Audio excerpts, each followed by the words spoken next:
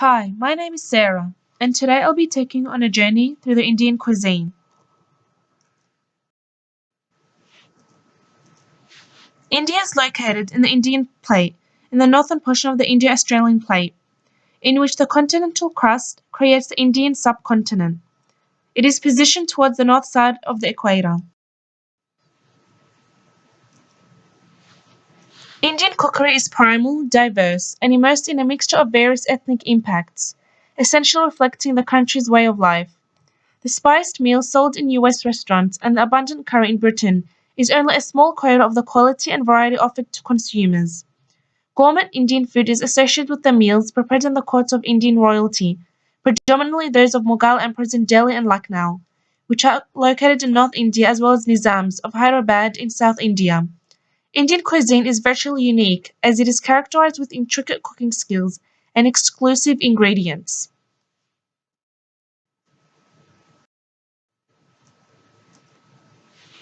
Some staple foods include Indian butter chicken, chickpea curry, lentil cauliflower curry, butter chicken for the slow cooker.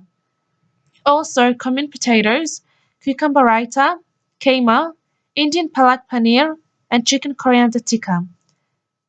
Desserts would include Indian ice cream known as kulfi.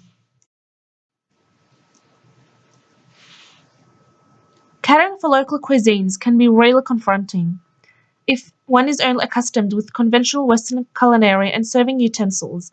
Indian cooking necessitates several pieces of specific tools in order to form genuine flavors as well as textures.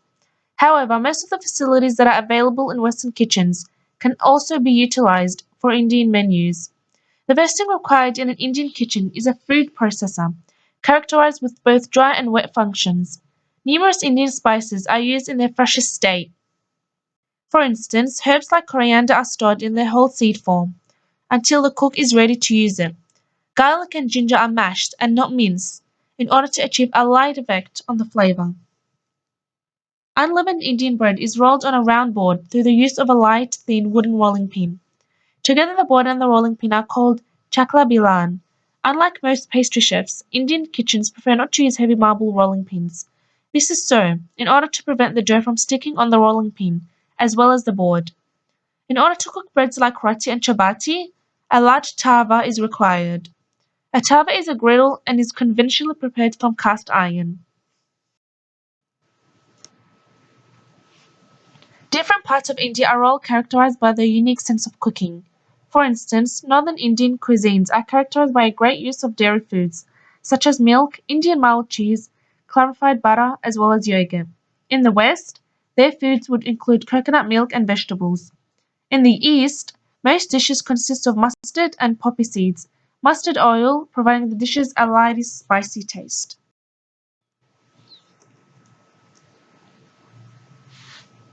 The central religious impact on Indian food is the Hindu religion. Hindus are generally vegetarians for moral reasons, and this has immensely influenced their cuisine as well as their eating habits.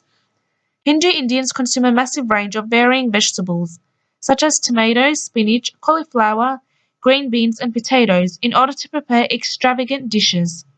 Additionally, Brahmins are utterly firm vegetarians who do not ingest meat, egg, or fish.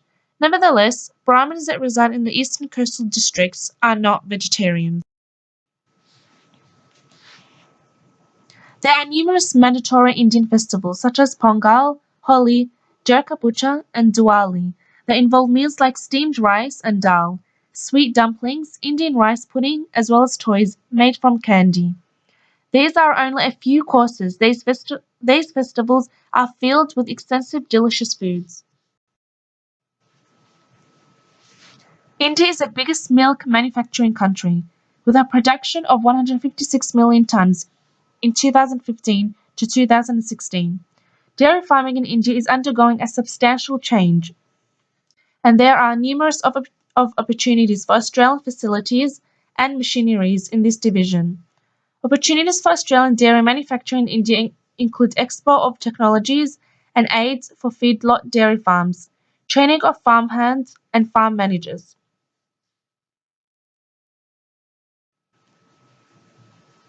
As evident, the consumption of wheat in India is greater than Australia, and this is due to the variety of pastries Indian cuisines are characterized with. Milk, too, is highly consumed in India, in contrast with Australia. Nevertheless, Australians consume more fruits and vegetables than Indians. In 1843, 14 servants were brought to Victoria by the rich Alexander Davidson, and in the 19th century, more Indians came to Australia pursuing work, mainly as agricultural workers or as hawkers. They were welcomed simply because India was a British settlement. However, in 1947, after India became free from Britain, a growing number of British citizens that were born in India immigrated to Australia, along with Anglo-Indians. By 1954, more than 3,000 Victorian citizens were of Indian birth. Indians that are born in Australia have vastly helped contribute to Australian diversity. Due to immigrants, Australia is exposed to the marvelous world of yoga and meditation, and not forgetting the delight Indian cuisines has brought to Australians. The land of the Down Under has an extensive love for Indian cuisines. Therefore, it is why Indian food has been growing since the 1960s. Australians find these foods delightfully intense and colourful. Australians also appreciate that each state of India is characterised with their own unique essences and style of cooking. And here are some of their favourites: tandoori chicken, chicken vindaloo, potato curry, potato bhaji, carrot halwa, and eggplant curry. End of my presentation. Thanks for listening.